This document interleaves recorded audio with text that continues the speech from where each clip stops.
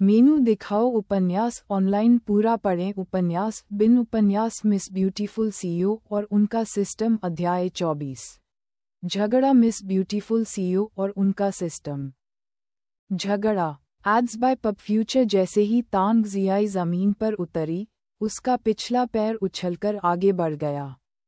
उसने अपनी कोहनी गार्ड के माथे पर मार दी। ये बहुत तेज था और गार्ड को प्रतिक्रिया करने का समय नहीं मिला। वह लंगड़ाकर जमीन पर गिर पड़ा। यह वह दृश्य था जिसे जियोयू ने देखा था जब वह कूदकर समाप्त हो चुकी थी। पीछे खड़े दो गार्डों ने एक मुक्का मारा जिस पर तांग जियाई उनकी ओर दौड़ी।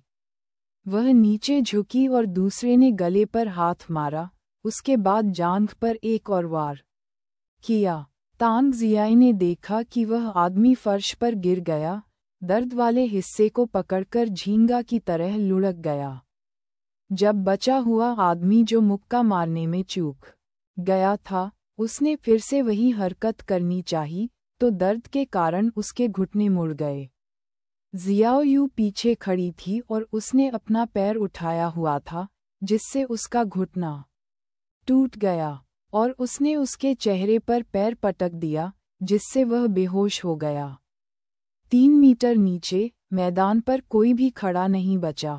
तांग जियाई और शियाओयू शांति से आगे बढ़ रहे थे क्योंकि उन्हें पता था कि उनका जैमर ठीक से काम कर रहा था और आसपास के सभी इलेक्ट्रॉनिक उपकरणों को बंद कर रहा था। ऐसा लग रहा था कि आसपास कोई भी सतर्क नहीं था और अचानक कोने से दरवाज़ा खुल गया। एक आदमी बाहर आया, अपनी बेल्ट पकड़े हुए और नीचे से कुछ खींच रहा था। तांग जियाई और शियाओयू रुक गए जबकि वह आदमी 2 अजीब महिलाओं को पहले से ही प्रतिबंधित क्षेत्र में देखकर दंग रह गया। वह अपने सहकर्मियों को कोसने ही वाला था कि उन्होंने उन्हें अंदर क्यों जाने दिया और उसकी नज़र उन 2 महिलाओं के पीछे बेहोश पड़े आदमी पर पड़ी।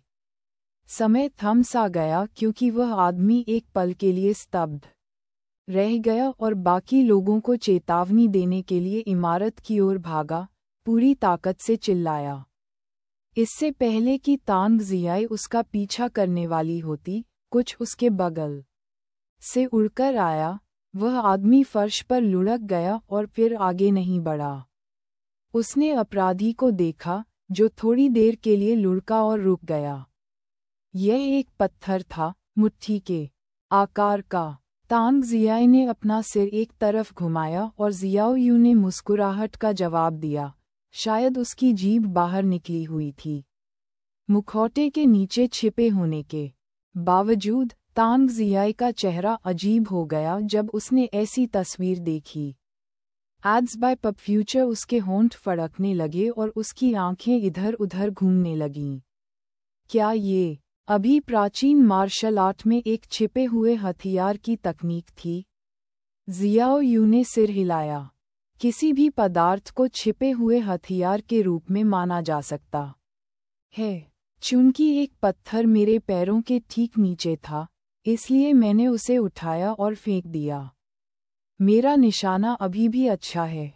सही है बहन जेडई, तांग जियाई ने जवाब दिया। स्वाभाविक रूप से मैं स्पष्ट हूँ।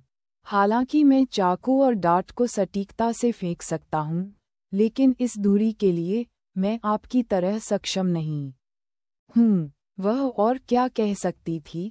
बचपन की यादें याद आने के बाद जियाओयू अचानक से चंचल हो गई।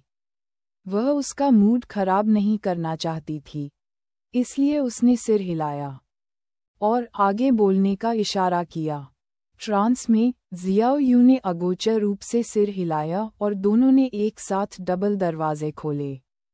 अंदर का हॉल नीचे से आने वाली कुछ रोशनी को छोड़कर अंधेरा था, जो नीचे की ओर जाने वाली सीढ़ियां थीं। बगल में बैठा आदमी अपनी आंखें लकड़ी की मोटी मेज पर गड़ाए हुए था, फिर भी व्यस्त था। लेकिन उसके मुंह से कुछ निकल रहा था। अरे भाई, मैंने अभी अभी तुम्हारी चीख सुनी। बाहर के लड़कों को क्या हो गया कि तुम छोटी बच्ची की तरह चीख पड़े? तांग जियाई उसके पास गया और जब उसने कोई जवाब नहीं दिया तो उस आदमी ने ऊपर देखा। लेकिन तभी तांग जियाई ने अपना माथा मेज पर जोर से पटक दिया। धमाक धमाक। चलो चलें, तांग जियाई ने अपनी उंगलियां चटकाईं जब उनके कदमों की आवाज़ सीढ़ियों पर गूंजी। दूसरा दरवाज़ा।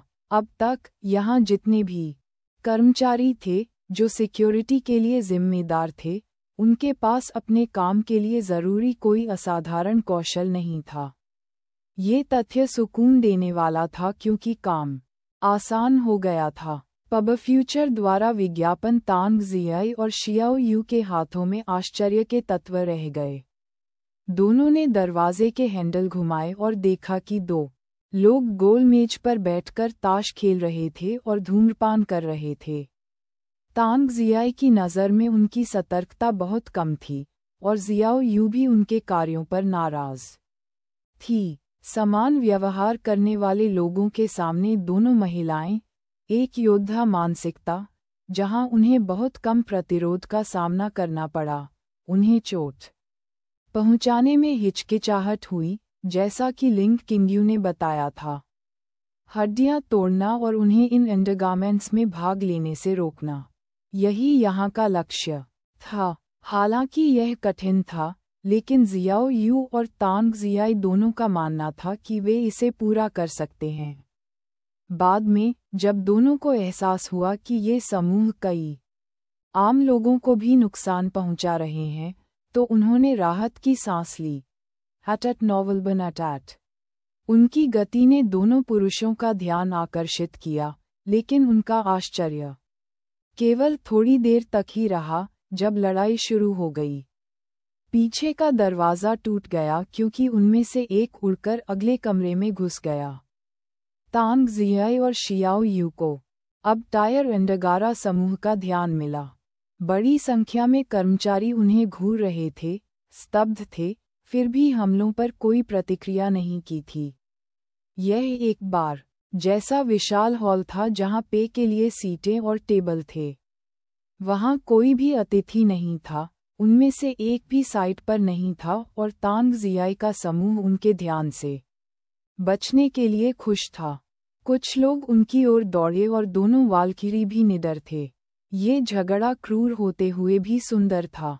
एम की तरफ से कोई कम आंकलन नहीं किया गया क्योंकि वे पहले से ही समझ गए थे कि घुसपैठियों के पास कौशल हो सकता है।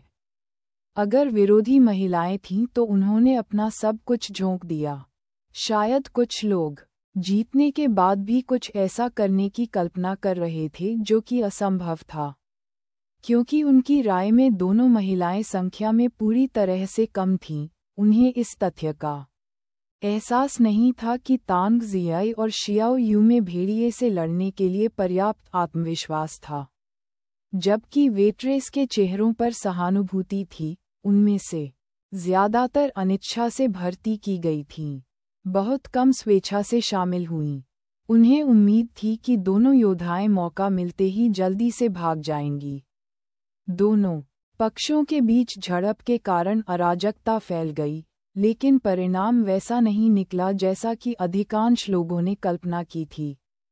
Ads by PubFuture. उपन्यास बिन लाइट। नॉवेल, वेब नॉवेल, कोरियाई उपन्यास और चीनी उपन्यास ऑनलाइन मुफ्त में पढ़ें।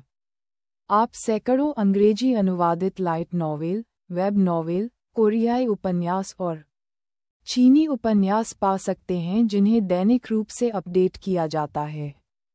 उपन्यास ऑनलाइन पढ़ें, लाइट नॉवेल ऑनलाइन पढ़ें, ऑनलाइन मुफ्त पढ़ें, मुफ्त लाइट नॉवेल ऑनलाइन। संपर्क टॉस साइट मैप दान करें।